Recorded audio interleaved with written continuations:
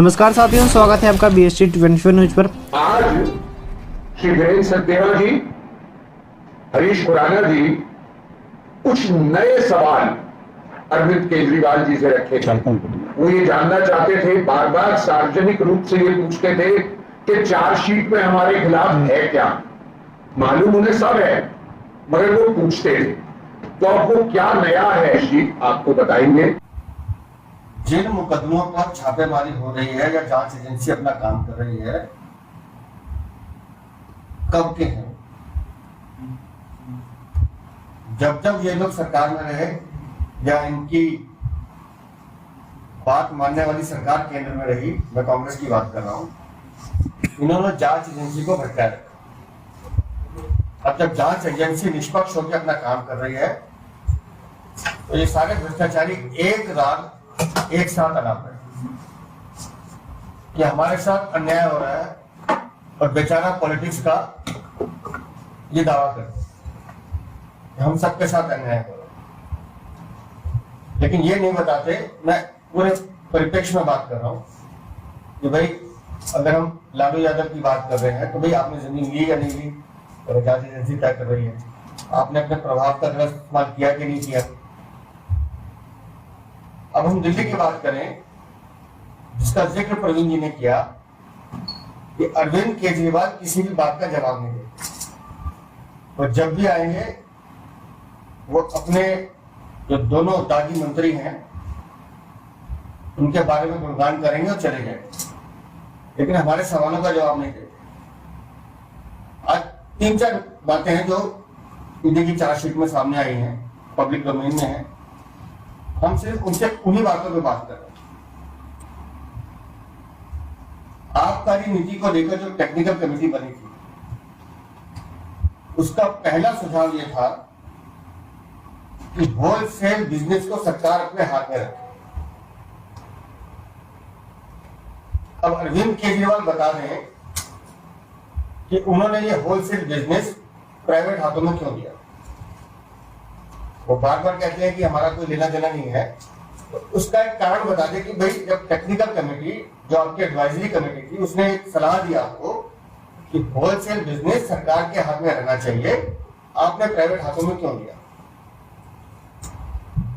उस कमेटी की रिकमेंडेशन ये थी कि अगर आपको परसेंटेज बढ़ानी है तो आप मैक्सिमम 5% कीजिए।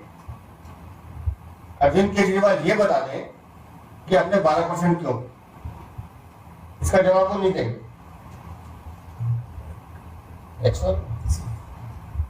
इसमें ये वो चार्जशीट है जो ईडी ने कोर्ट में सबमिट की है, ये बीजेपी का डॉक्यूमेंट नहीं है, और जो लिखा है मैं एक बार पढ़ के बता रहा हूं आपको।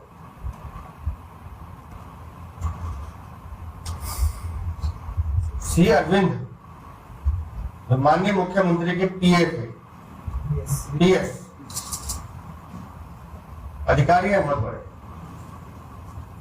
उन्होंने अपनी स्टेटमेंट में लिखा है, one day around mid of March 2021 deputy CM called him to the residence of chief minister Shri Arvind Kejriwal.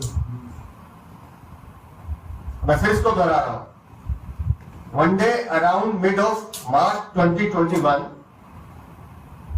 Deputy CM called him in the residence of Chief Minister Shri Arvind Kejriwal and handed over an around of 30 pages documents which was a draft of GM report. Group of minister की जो report है 30 page की, वो documents उनके हाथ में थे। किसके घर पे दिए? अरविंद केजरीवाल के घर पे दिए। Shri Satyendra Jain and deputy CM Manish Sisodia were also present along with CM। मुख्यमंत्री भी वहां मौजूद थे अपने घर में, सत्येंद्र जैन भी मौजूद थे और मनीष सिसोदिया भी मौजूद थे। Deputy CM told that this is the base document on which the final GM report is to be made. ये बेस डॉक्यूमेंट है और इसके बिहाफ पर आपको अपनी पूरी रिपोर्ट तैयार करनी है। Further in the document handed over it was mentioned that the wholesale license should be given to agents, private players, bracket में, of manufacturers whose wholesale license can be distributed for any number of manufacturers and the wholesale profit margin was fixed at 12%. जब technical committee आपसे कह रही है कि इसको 5% कीजिए, आप मुख्यमंत्री के सामने बैठ के, मुख्यमंत्री के घर पे बैठ के, जिसमें मनीष सिसोदिया और सत्येंद्र जैन है, वहां पे पीएस को कहते हैं कि ये वो रिपोर्ट है, इस तरह से कागज आपको बनाना है, ये उसका बेस पॉइंट होगा और 5% नहीं, इसको 12% करना है। अरविंद केजरीवाल के सामने ये बातें हुई हैं, लेकिन वो तो बेचारा पॉलिटिक्स करेंगे, मेरे पास तो कोई विभाग नहीं है।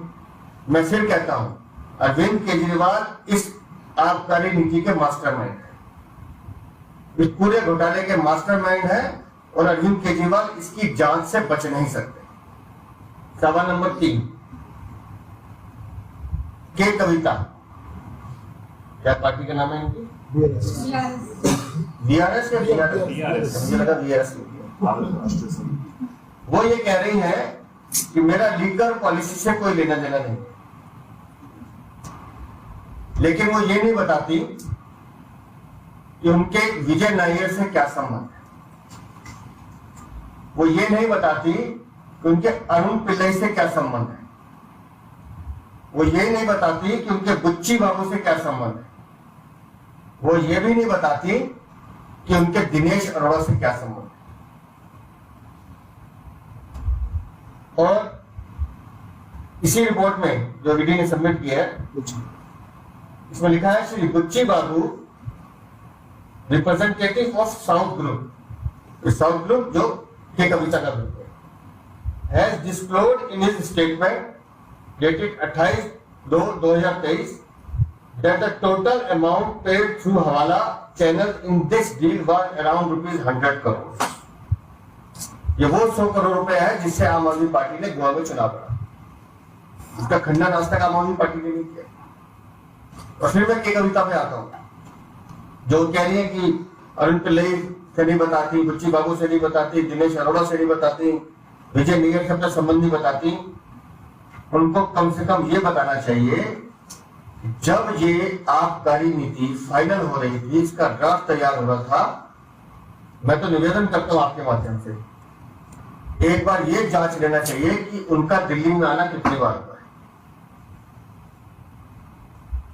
साउथ दिल्ली का वो कौन सा अपार्टमेंट है जहां ये बैठ के होती थी। जांच एजेंसी अपना काम कर रही है, धीरे धीरे वो भी सामने आएगा।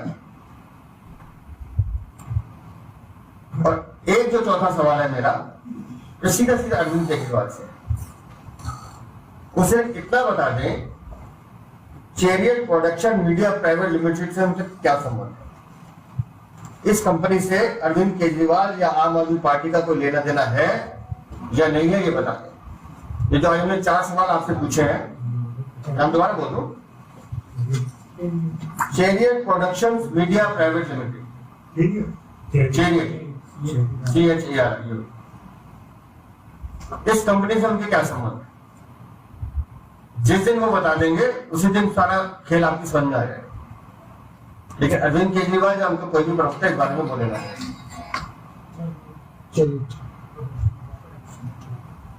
तो वो जो सवाल हम लगातार इनसे पूछ रहे हैं, तो पहले हम 6 सवाल पूछते आए हैं, शराब नीति वापस क्यों ली, बनाई क्यों, दुकानें क्यों खोली, स्कूल के पास क्यों खोली, शराब ठेकों के पास, गुरुद्वारे के पास क्यों खोली, मंदिर के पास क्यों खोली, मस्जिद के पास क्यों खोली, वो सब सवाल अलग है। कमीशन क्यों बढ़ाई, वो पंगो के साथ पंगो फ्री दिया, वो सवाल भी अलग है।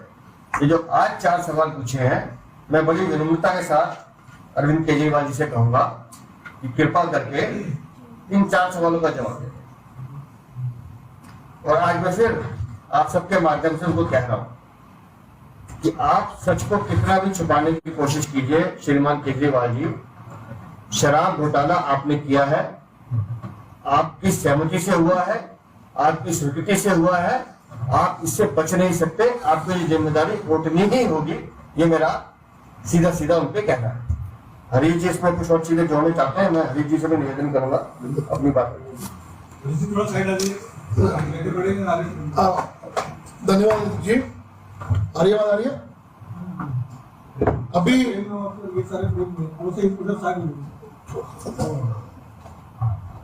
अभी अध्यक्ष जी ने बताया कि किस प्रकार से अरविंद केजरीवाल के संबंध या सीधा सीधा इसके अंदर लिकर गेट के अंदर इन्वॉल्वमेंट है।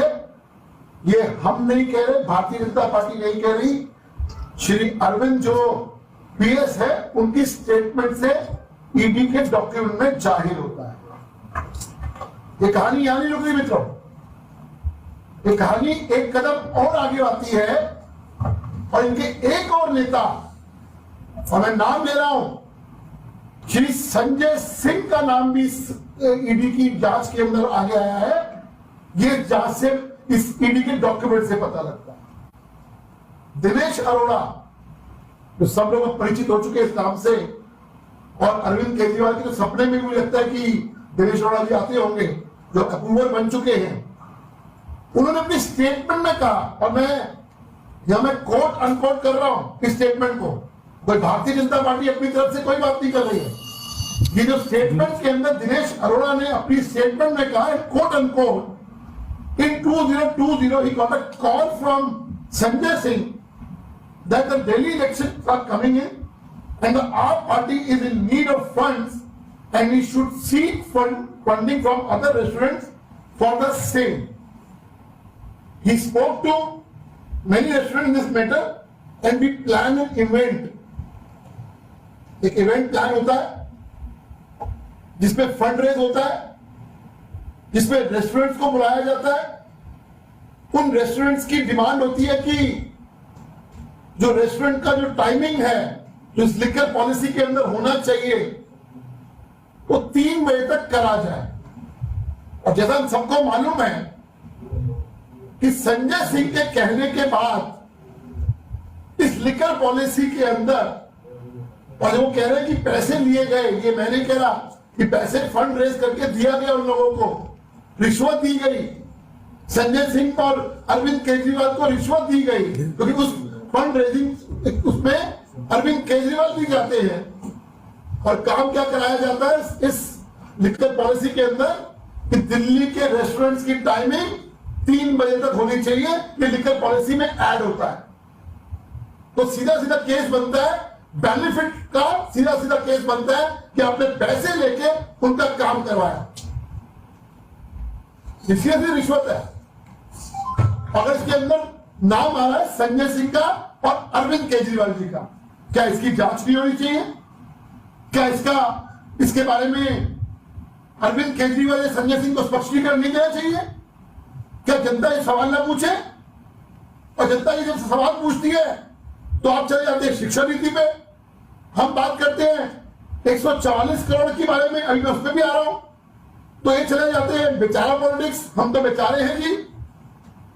जनता सीधा सीधा जवाब मांग रही है कि दिनेश अरोड़ा के रेस्टोरेंट, अनप्लग रेस्टोरेंट के अंदर आपने फंड रेजिंग करी और वहां डिमांड आई कि 3 बजे तक रेस्टोरेंट होने चाहिए, क्लब होने चाहिए, और वो अपने बात अपने लिकर पॉलिसी के अंदर रखी। ये किया या नहीं किया, यह संजय सिंह जवाब दे।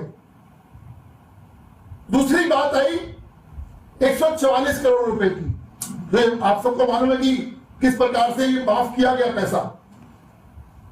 और क्या जवाब इन लोगों का आया था? ये तो कोर्ट के ऑर्डर है, याद होगा आप लोगों को। लेकिन जो दस्तावेज सामने आए हैं उसके बिल्कुल उलट है। और मैं नहीं बोल रहा, फिर बोल रहे हैं, हम जो आज जो भी प्रेस कॉन्फ्रेंस कर रहे हैं, भारतीय जनता पार्टी आरोप नहीं लगा रही है। ये दस्तावेज सामने आए हैं, ये उसके बिना पे हम लोग बात कर रहे हैं। और 144 करोड़ का जो उन्होंने झूठ बोला था कि हाई कोर्ट के कहने पे हम लोगों ने ये इन लोगों को माफ किया, जबकि सच्चाई ये है कि Manish Sisodia directly court suo moto granted the COVID waiver by Manish Sisodia when the department had opposed the same. Department मना कर रहा है।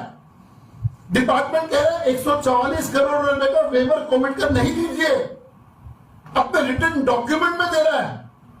लेकिन मनीष सिसोदिया मैं आरोप लगा रहा हूं, पैसे लेके उन्होंने 144 करोड़ रुपए वेव किए, ये हमारा आरोप है।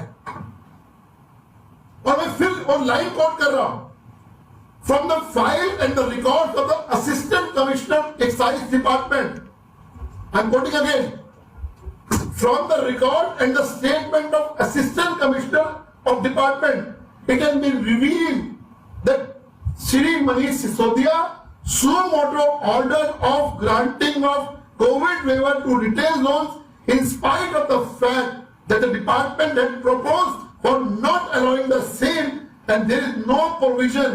This resulted in 142 crore rupees to exchequer money.